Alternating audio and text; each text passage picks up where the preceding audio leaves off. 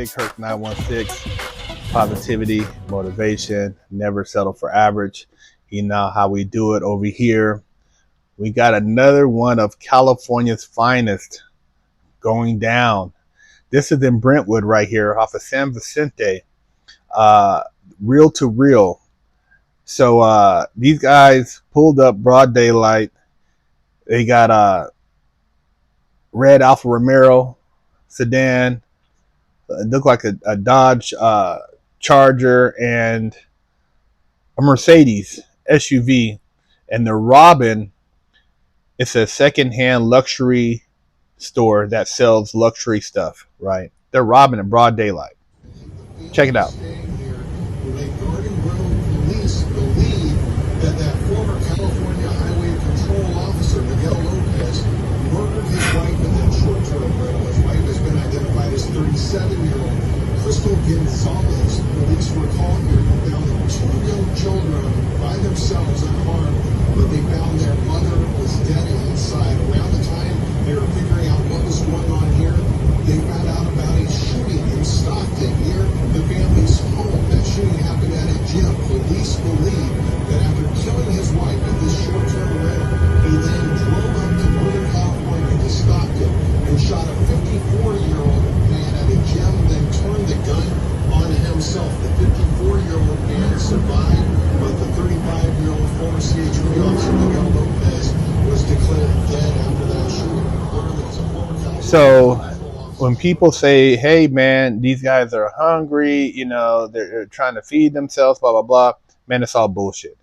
And look, I'm not knocking your hustle, man. You got to do what you got to do, whatever you feel you have to do. But the thing is, as you scale up in your crimes and you continue to get away with this stuff and you're thinking it's all fine and dandy, eventually when they crack your head, it's going to be for at least a football number. It's going to be probably, you know, over a decade. And I'm just giving you reality to it. I'm not trying to tell you to not do what you're doing. I mean, that's your choice. California has made it basically open season, and people are so comfortable with stealing that they have no problem doing it broad daylight in a red car, luxury car. They don't care. I mean, that's just how they do it. So this is what's going on, and you know, and I just think, man, as far as when you're living in a society where people, you know, stand around and this is entertainment, it's pretty sad, man. In Arizona, you know, I'm not saying it's perfect. I'm not saying, you know, whatever other state is perfect. If any state is perfect, there's corruption. There's people who don't like each other. There's in every state, man. But in certain communities, you know, where you can find a peace of mind, I feel like that's so important. And safety, and knowing that you don't have to worry about your place of business being robbed. And the fact that you can protect your business here makes a big difference. As we see here in the next California finest, these gentlemen pulled up, looks like, I don't know, 5, maybe 6, 7 cars deep, 20 people, at least 20 with hoodies on, blacked out, ready to put in some work, right? Now, this guy, he wasn't going for it. Footage shows Check it out. 20 people armed with sledgehammers and pickaxes. They're trying to break into the Al Amira jewelry store last Thursday. The group arrived just 5 cars minutes after the store's last customer left. As they smashed the door, the owner grabs his gun and fired 1 shot, scared them all off. The thieves quickly fled in their cars. The owner said he acted to protect his family, the people who work there, and the store. Take my gun, I shoot 1 bullet, I scare him, he moves it, and the problem is done. They make me scared. I have to protect my business, family. Nearby businesses and shoppers are on edge after similar crimes in the area, including a $3 million robbery last month at a jewelry store that's right across the street. So it only took him busting a warning shot for them to scatter like roaches when they hear the raid can crack. You know, it doesn't take much, but that's what has to happen in California for things to change. It's not going to change, man. people don't care. There's no consequence. There's no accountability. The mayor there embraces criminal behavior, and people are just running rampant, man. I mean, when you have crime in places that aren't normally on the crime radar and it's organized, 20 people. I mean, dude, you can't find 20 people to go to the park to play basketball. It's hard. Most people don't want to run up and down the court. They don't feel like, playing or organize a barbecue. But if you can find 20 people to pull a lick, that tells you the mentality, right? And like I said, I'm not judging. I was a guy, I've done licks before, and I got caught. And when you get caught and you're sitting there, you got to accept your consequence. I mean, just take your pill, man. Accept it. You're going to have to accept it. I had to accept it. It's just, it is what it is. And maybe that's your wake-up call. I had to get a wake-up call too. Who knows? If I wouldn't have got caught, who knows what else I would have got into. And I'm accepting my accountability. I'm not trying to pass blame on anybody, the cops, the society. I made choices, man. I didn't have to do it, but I did it, got caught. So I'm sharing with you from life experience. And I've met guys who got away with jewelry robberies. Some of them tucked away a little bit, but they got 10 years, 20 years, some of them. I'm just telling you that the reality is when you get caught and when you have 20 people, it's hard to have 2 people and not somebody tell on you.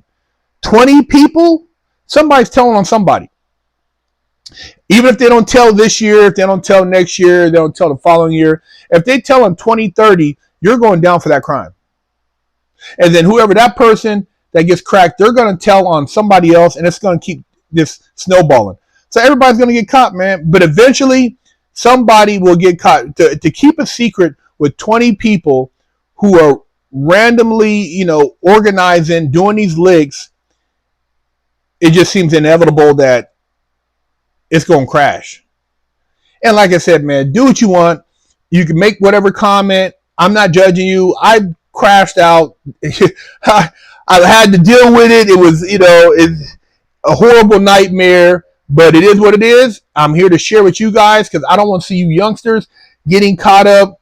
And, look, you rob, let's say you get $1 million worth of shit on the street.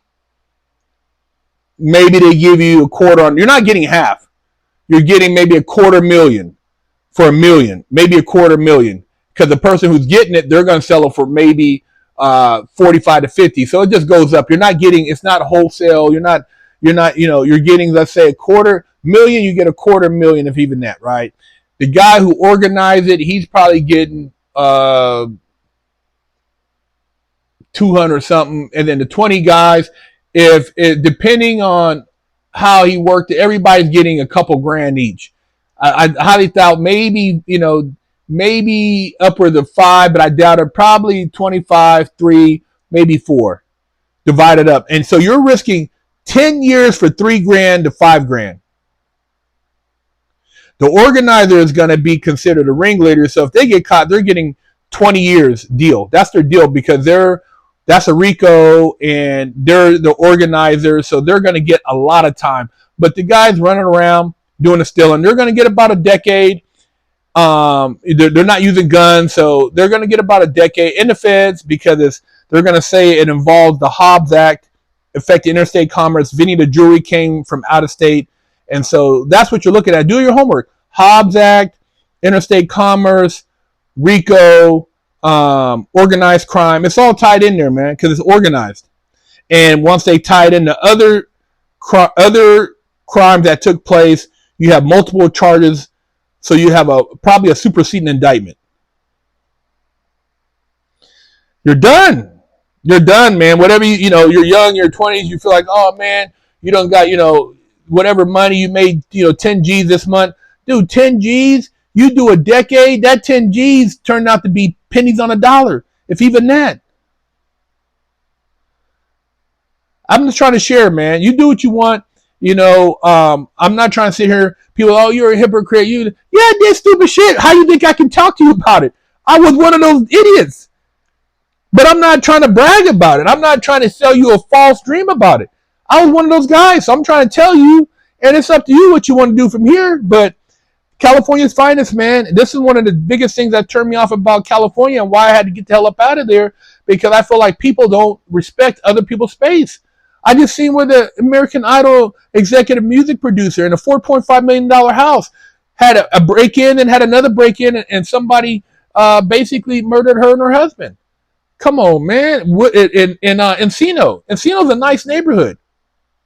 But the crime is just, it's everywhere.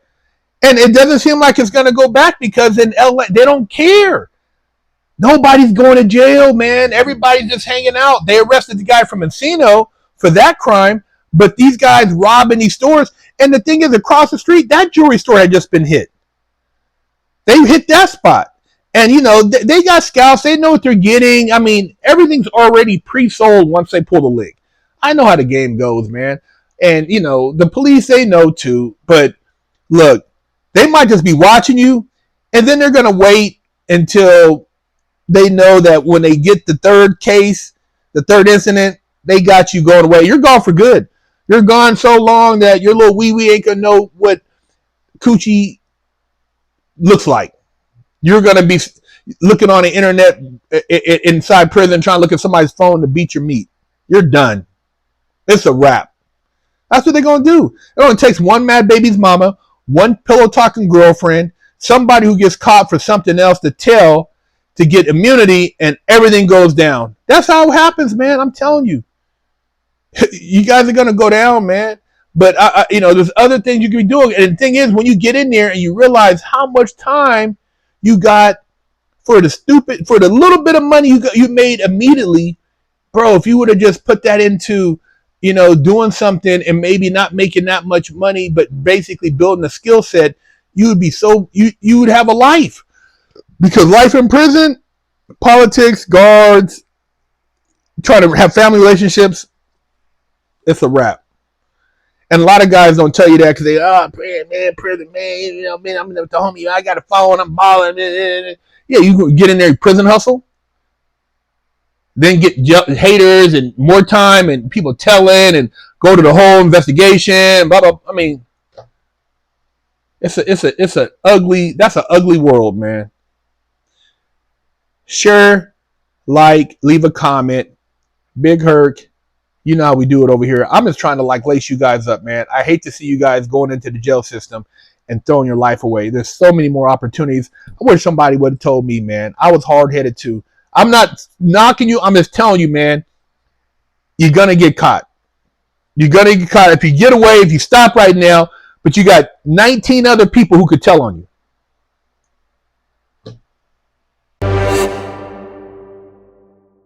Popos are coming. I gotta hurry up and wash my ass.